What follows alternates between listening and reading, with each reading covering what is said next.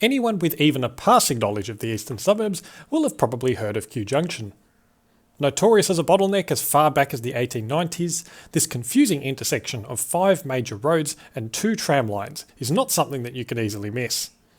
Today, it's a huge spread of asphalt and noise, with roads heading in 5 different directions. Studley Park Road heading west, Princess Street heading north, High Street heading east, Denmark Street heading south, and High Street South heading, well, southwest. Tram routes 48 and 109 to North Bourne and Box Hill respectively also travel through the intersection, along with the 200, 207 and 609 bus routes. So how did it end up like this? Well, in the beginning, as the early European settlement of Melbourne spread eastwards in the 1850s, informal tracks began appearing to link the various estates and farms of the area now known as Kew. The present-day Princess Street, for example, was just a dusty road heading north towards the Willsmere, Belford and other farms located next to the Yarra River. The junction was located in one of the first parts of Boroondara to be developed, with several hotels opening in the 1850s and 60s. The only one remaining is the Junction Hotel, formerly the Clifton Hotel, on the western corner of Studley Park Road and High Street South. Around this time, the junction began to be called Five Ways, although this name seems to have fallen out of usage.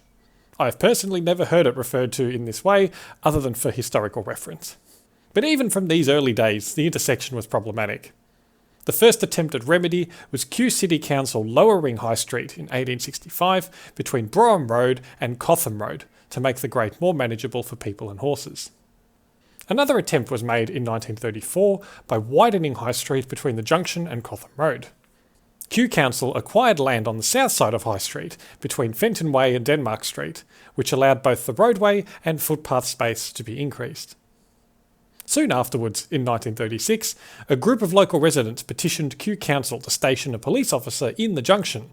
This was to direct traffic in an attempt to improve the intersection safety with the rapidly growing number of cars.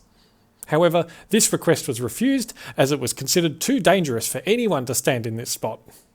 The locals were not impressed, calling the councillors, quote, a lot of old hens. Faced with worsening conditions, Kew Council installed traffic signals at the junction in April 1951. But these initially caused even more confusion because drivers were not used to these newfangled devices. Some motorists continued to drive straight through, while other motorists were paralysed by the, quote, bewildering array of lights facing them.